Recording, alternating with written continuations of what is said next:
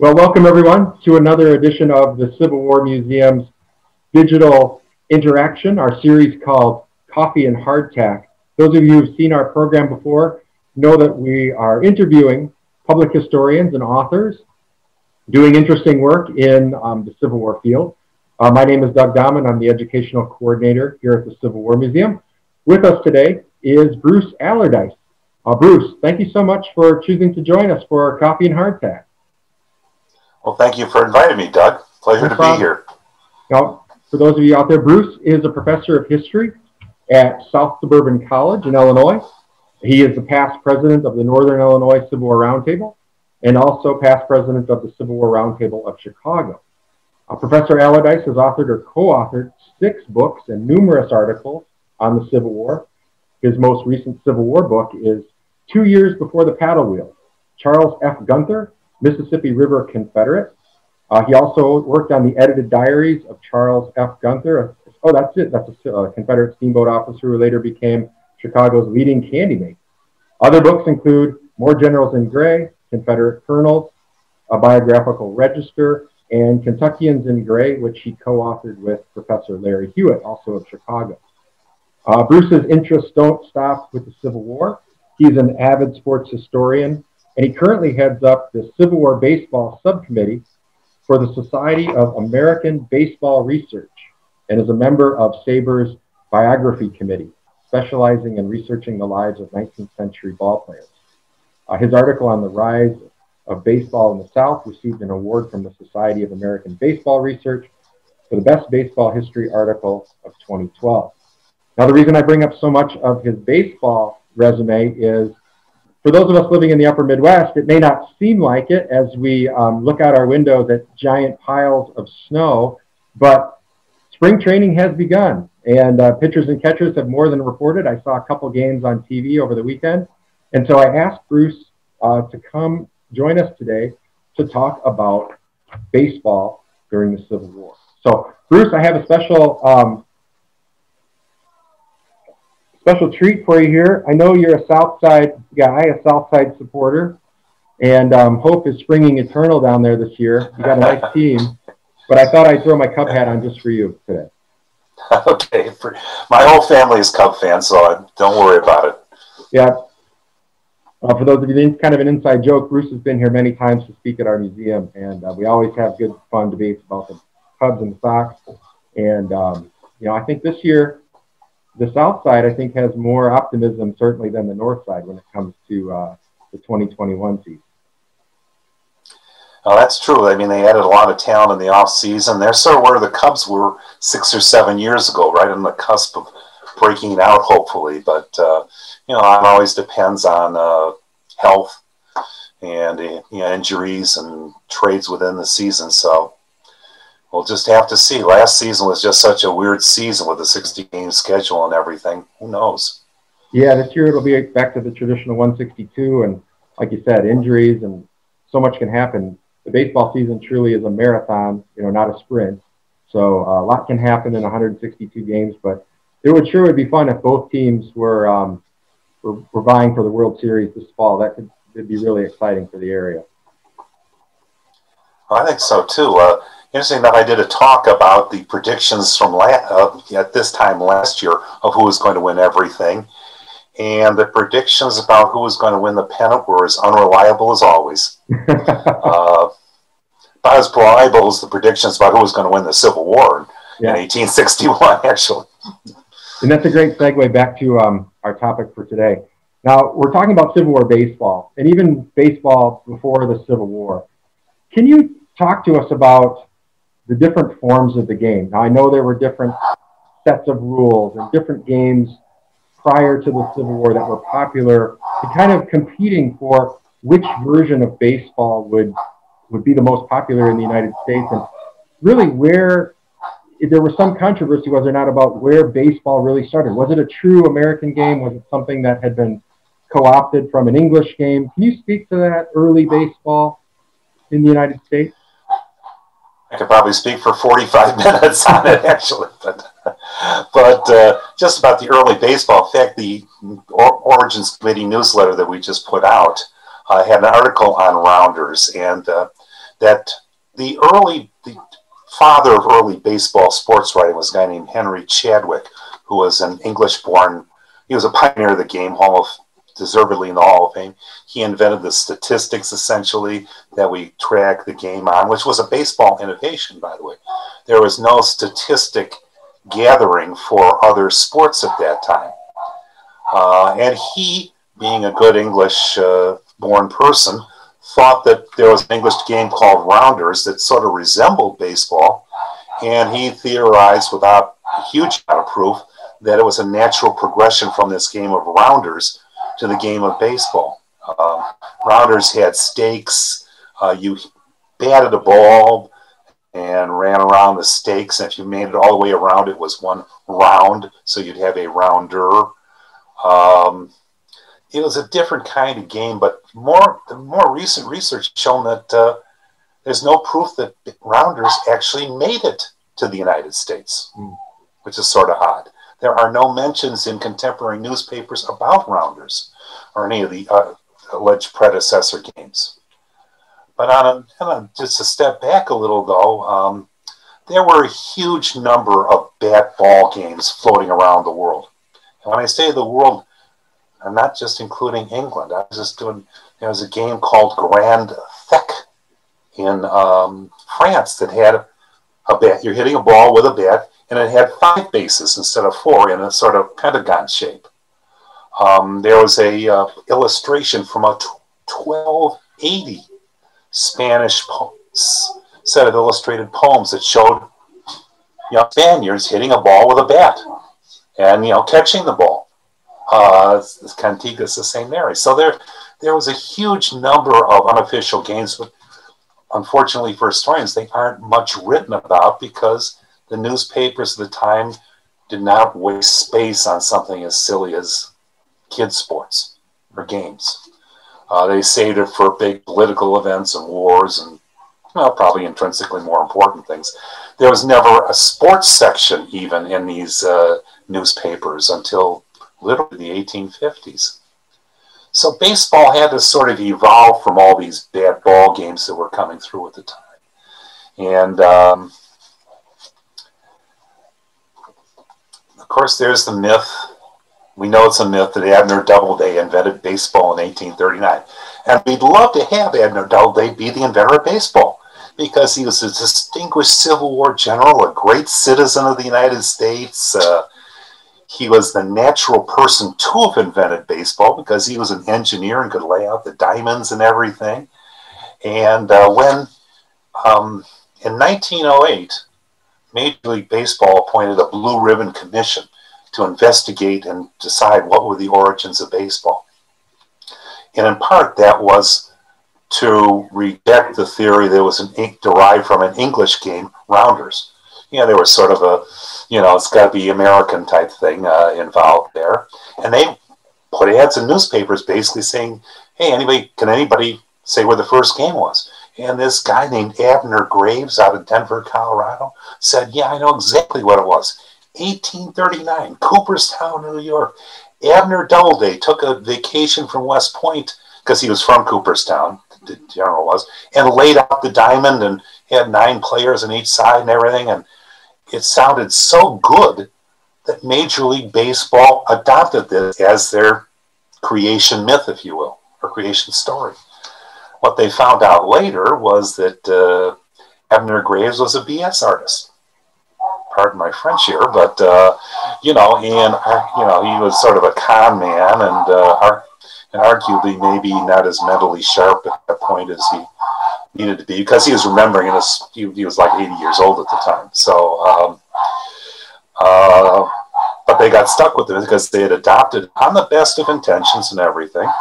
So they located the Baseball Hall of Fame in Cooperstown, New York. And if you visit their beautiful setting, it's the kind of place where baseball should have been invented, but it wasn't.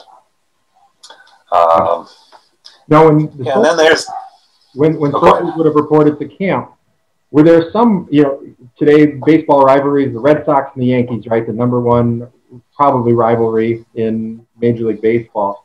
Was there a rivalry between a Massachusetts version of the rules and kind of a New York version where the New York one where you batted at home plate and it was a diamond, and were there two kind of sets of rules that soldiers might have been familiar with when they first reported to camp if they had played baseball before they entered into the Civil War? Yes, that's quite true. There are two main threads of baseball at the time.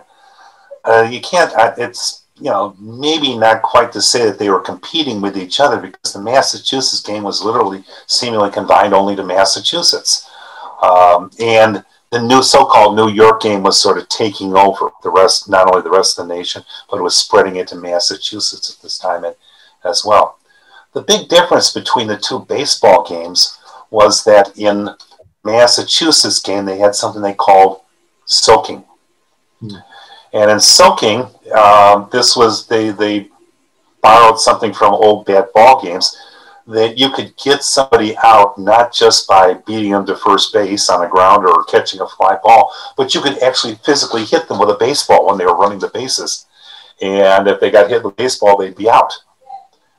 The Massachusetts game lost its popularity very soon after the first few people got a concussion in their head from getting hit by a thrown baseball from 20 feet away. So you can see why the New York game, which didn't have soaking, became the more popular and adopted one. The rules were fairly similar otherwise, though. Were there any other rules that those of us who are familiar with the modern game would find different, or things that are subtly different about the Civil War era game of baseball than what we recognize as baseball today? Very much so. One of the difficulties is that the rules changed from year to year. I mean, this is a new game, and the newness of the game is not just bats and balls, but the rules involved. Now, in 1857, an association of basically New York-based baseball teams came up with, the rules sort of that we know today, with 9 players on each side and that. But the game itself was evolved from year to year, first off, and was very different from the game today. For example, pitching was underhand. The whole idea of pitching was not to get somebody out, but to get things started so the batter could hit the ball. It was a batting fielding game, much more like modern softball would be than today's baseball.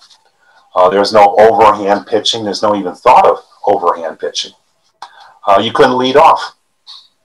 They had foul fair rules, which meant they had foul lines, but if you hit something in fair territory and it bounced into foul territory, that was still a live ball and you could run it out. You can overrun if you overran first base, you could be called out. I mean, you could be tagged out if you just kept on running down the first baseline. One of the rules that changes during the Civil War, more exactly 1865-66, but the rules are changing is you could catch a ball on the first bounce, not just the fly, and if you caught it on the first bounce, the batter would be out. And that was known as the first bounce rule or something, or the fly out rule. They had different names for it. And the better teams in amateur teams in New York were adopting no first bounce rule, one by one throughout the war. And then they officially changed the rules just after the war to say you had to catch it on a fly in order for it to be an out. Yeah. How about the equipment? There was a long article, I don't know if you saw it in the most recent Sports Illustrated that I just got the other day about the live baseball. They've done a ton of research on the weight being subtly different in a couple of baseballs. What were the balls made of? How prevalent? How easy was it to get? Today we take for granted we can go to any sporting goods store or Walmart, Target, whatever, get a bat, get a glove, get a ball. How easy was it to get a hold of the equipment? And do you see a lot of references from soldiers, evidence in either diaries or newspapers that the soldiers brought the equipment with them when they entered into either the Union or Confederate armies? Well, first of all, they very much did bring the equipment with them. The Baseball Hall of Fame features a baseball carried by a member of the 27th Indiana Infantry into action, and it's inscribed. I think his name was David Wheeler. So they brought these things in. Now, baseballs, they were not the uniform. They had New York rules by the New York body, but not every club played exactly by those rules or were even aware of the rules. Many teams, especially in rural areas, made their own baseballs. And so you'd have a contest between two teams. And obviously, it takes a lot of skill to make a baseball out of a bunch of yarn and that. And the baseballs could be lively or non-lively. The teams would contest to see who would win the base. The winning team would take home the baseball with them.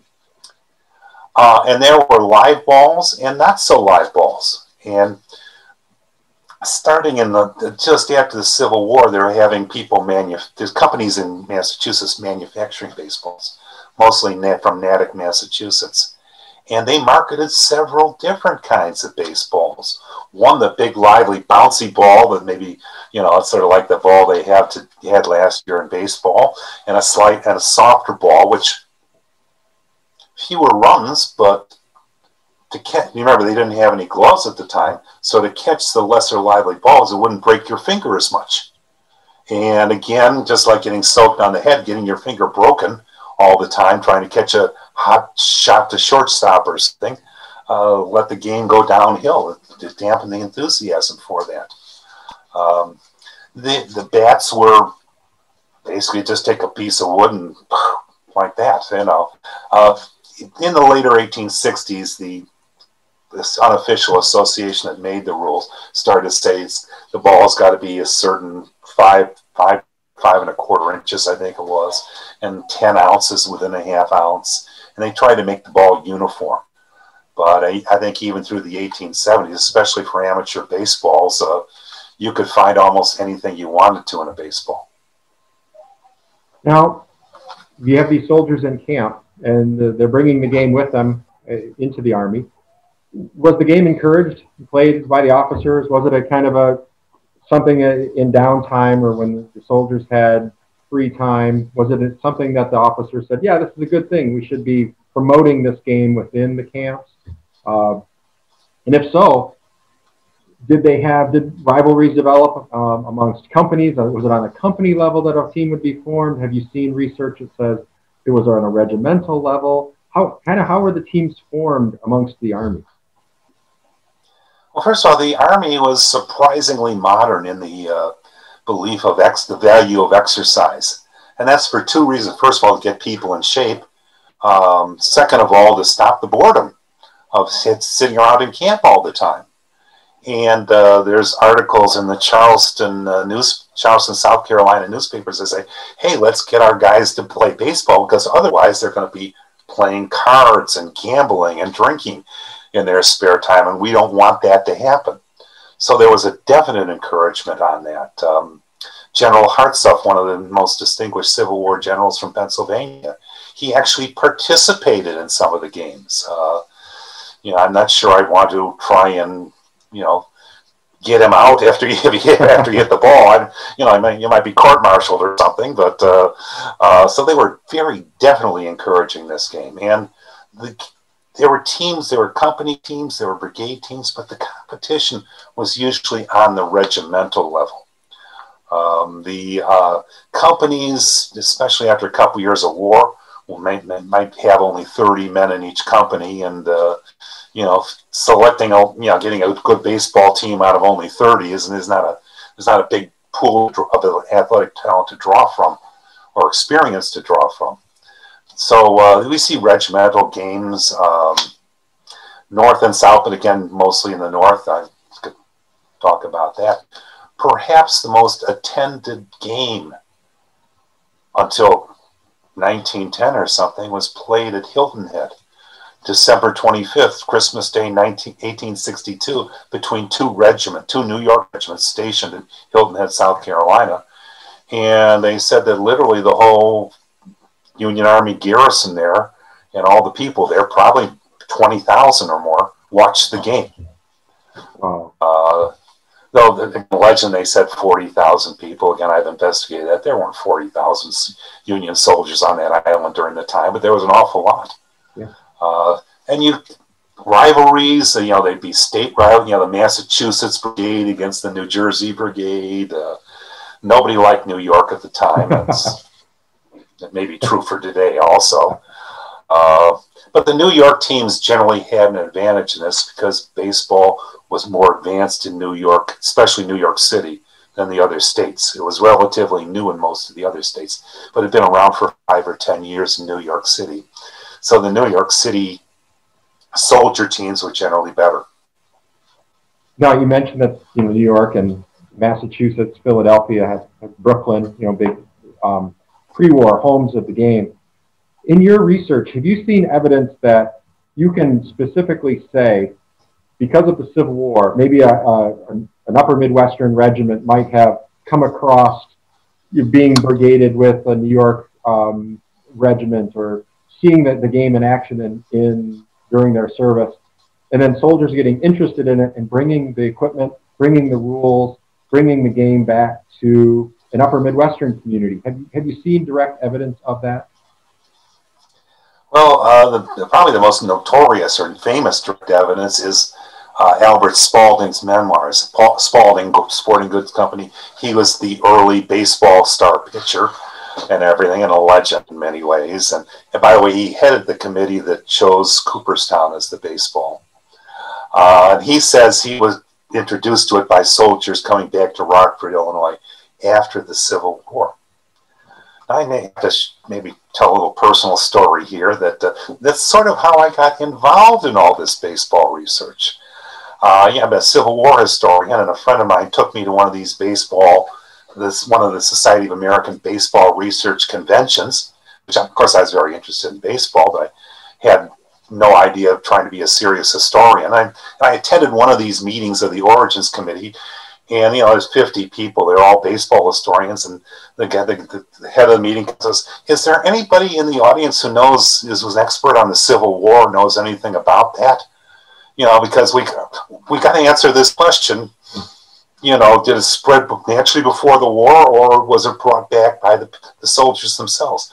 And I was dumb enough to raise my hand, volunteer, So, and that was about 15 years ago, and life has been going downhill ever since. And a larger question, though, baseball was pretty well established before the Civil War in most states. The war undoubtedly spread the people seeing baseball and the rules of baseball. But bad ball games were being played all over America in the 1840s and 50s. It wasn't baseball, but it was some form of bad ball game. And when they brought back the rules, or newspapers that would show these New York rules and seemed to make a lot of sense, the game took off. Oh, all very interesting.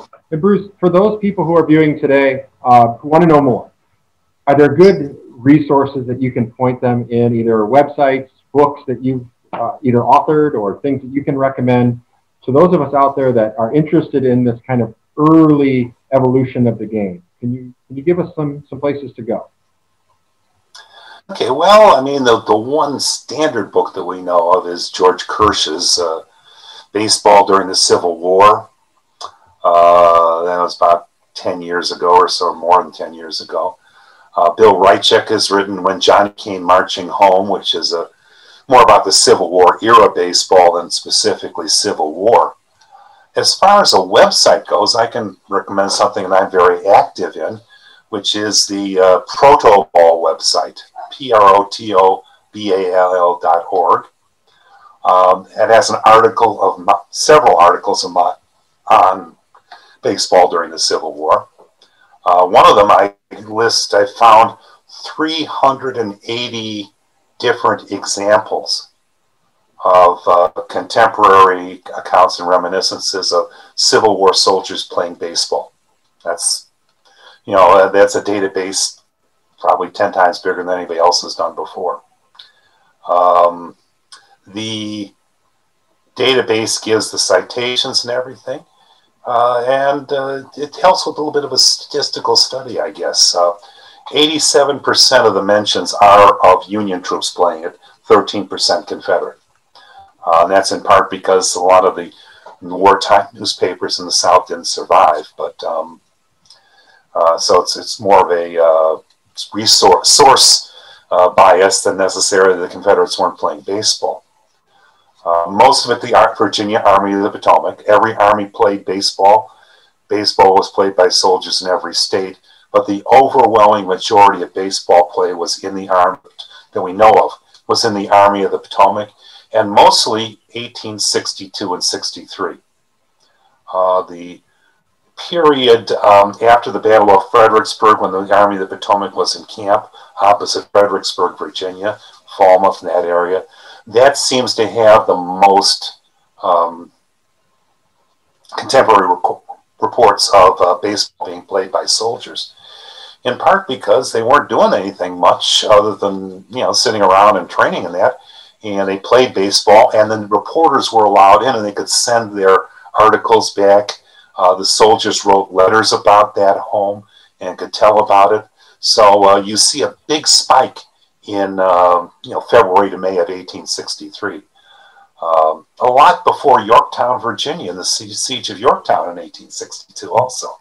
Again, when the Army was in place for a month or more, they'd start to play baseball, and they'd write home about it, and the local newspapers would publicize it.